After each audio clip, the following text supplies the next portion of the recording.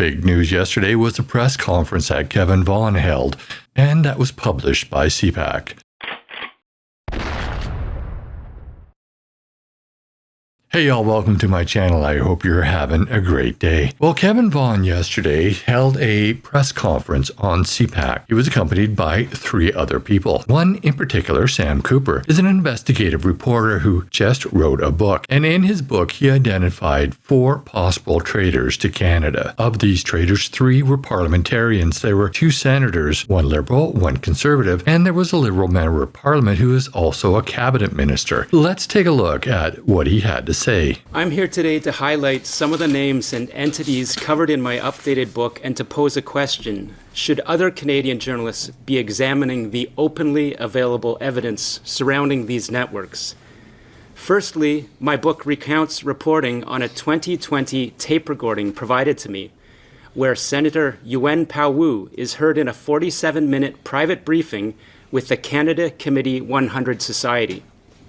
This group included Conservative Senator Victor O as an advisory member, along with an individual officially listed in a Chinese United Front Overseas Leaders Group. The Canada Committee 100 Society is led in Vancouver by Ding Guo, a journalist who is also an advisor to British Columbia Premier David Eby. So here he's named 2 senators and 1 advisor, Senator Victor O, Senator Yuen Pao Wu, and an advisor, Ding Guo, who is an advisor to David Eby, the current Premier of British Columbia and likely the next Premier if the numbers hold in the recount for the last election. Other journalists participating in this tape-recorded meeting with Senator Wu later supported Liberal candidate Parm Bains in 2021. Bains had told these journalists he opposed Kenny Chiu's Foreign Agent Registry Bill, describing it as an exclusionary policy. Ding Guo was also reportedly involved in the 2022 Conservative Party leadership race, alongside community leaders officially connected to Beijing's overseas influence arm, the United Front. I can provide more details later on how this should illuminate NSI COP 2024. In the taped meeting, attendees asked Senator Wu about his stance regarding United Front Work Department community group activities in Canada. These groups, according to CSIS, are central to targeting Canadian politicians for influence and election interference. Senator Wu expressed his concerns about Canada's focus on United Front groups, stating, "Whether you belong to an organization that happens to be listed as a United Front organization should not be a litmus test," and added, "I am fighting very hard against that type of litmus test." To provide the evidence of this tape-recorded meeting, which my colleague Charles Burton, a sinologist and Mandarin language expert, reviewed and analyzed for myself, I'll briefly play a transcript from this meeting. Having said that, I'm very worried that the mainstream in Canada, including a lot of my friends and political leaders and business leaders and media leaders, are falling into a very dangerous trap where they are using what I call a litmus test to demonstrate the loyalty of Chinese Canadians in this country. We can identify, for example, your views on Hong Kong, your views on Tibet, your views on leaders, your views on South China Sea, whether you belong to an organization that is officially part of the United Front. You know, many organizations are listed as part of a United Front list of organizations, and the fact that you are simply associated with one is often used as a litmus test. And this is not a good development that I'm seeing. Mr. Burton, the sinologist and Mandarin language expert, reviewed the full tape recording and told me, quote, "Senator Wu's briefing to Canada Committee 100 Society effectively enables the legitimacy of agencies of the Chinese Communist Party in our country. This does call into question Senator Wu's intervener status in the inquiry.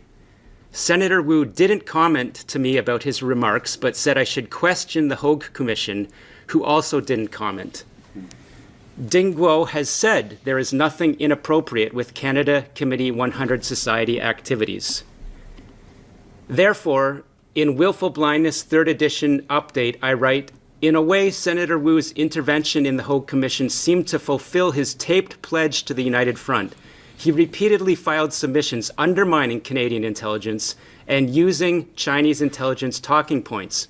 My confidence that he appeared to act for Beijing was bolstered by information from a person I call Confidential Source 1, who confirmed that Senator Wu, appointed by Justin Trudeau, was under CSIS investigation. Confidential Source 2 also repeatedly stressed that Conservative Senator Victor O, an advisor to the Canada Committee 100 Society, was a significant target in CSIS's investigation into federal election interference. In Willful Blindness, I write about investigations that began in early 2019. I write, according to 3 national security sources, Liberal Cabinet Minister Mary Ng was identified in CSIS investigations as one of 11 Toronto area candidates clandestinely supported by Chinese consulate and United Front influence networks in the 2019 election. CSIS assessed that Mary Ng was unwittingly implicated in this interference network.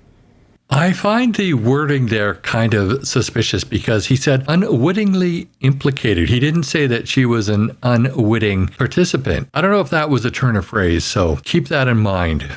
Despite my requests, Mary Ng and Prime Minister Justin Trudeau's office never responded for comment.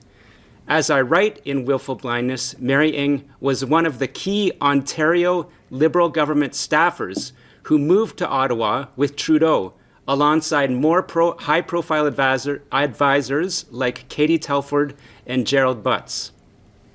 2 national security sources indicated that a specific CSIS concern was Ng's staff allegedly meeting privately with a Toronto consulate diplomat to consult on China-related issues.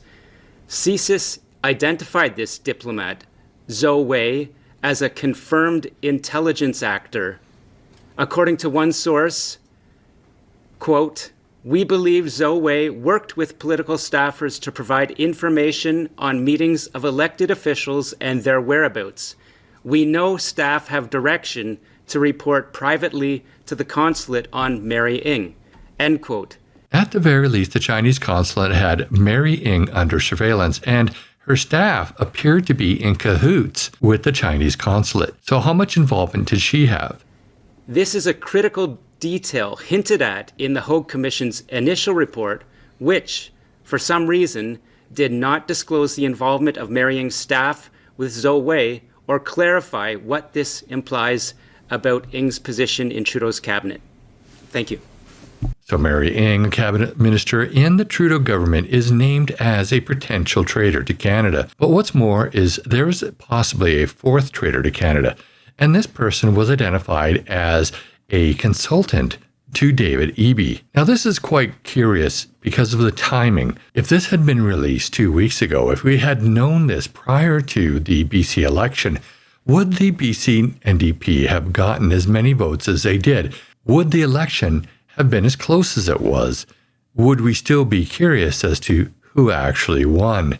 And this is quite serious, and it is why timing is everything. And one of the questions in my mind is this person also mentioned in the NSICOP report? I guess we'll have to wait to find out for sure. What was also mentioned in this press conference is how Canada has a disproportionate amount of diplomats. We seem to have more diplomats than what other countries have, even countries that have almost twice our population, and countries which are more significant to Canada have less diplomats in Canada than does China. The question in my mind is why? Well, I think the answer is pretty obvious. Canada's a weak target. It's kind of like a cougar who is chasing down a herd. They'll pick the weakest out of the herd. I think that developments over the summer has proven just how weak we really are. When our security forces and police had to rely on France to give us information of terrorists plotting an attack in Toronto, as well as the FBI having to notify us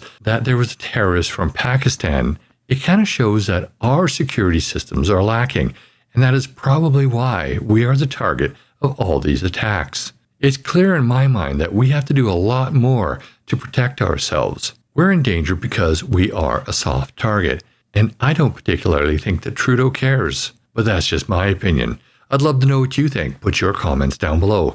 And while you're at it, please like this video, share with your friends and on social media. And if you haven't already, please subscribe to my channel and hit that bell notification so you never miss another video. Also, please join me on Thursday evenings at 6 p.m. Pacific time for my live stream, where you can join in on the conversation. And you'll see that, no, I am not an AI-generated image. Also, please note that I do teach the Canadian firearm safety courses. Those are courses that you need to get your firearms license in Canada, also known as a PAL. And you need your PAL in order to purchase or possess a firearm. You do have to attend those courses in person, and I operate on Vancouver Island.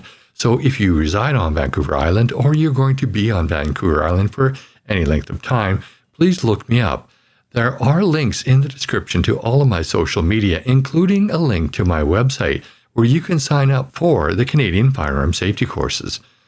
Thanks for watching, and I'll see you in the next video.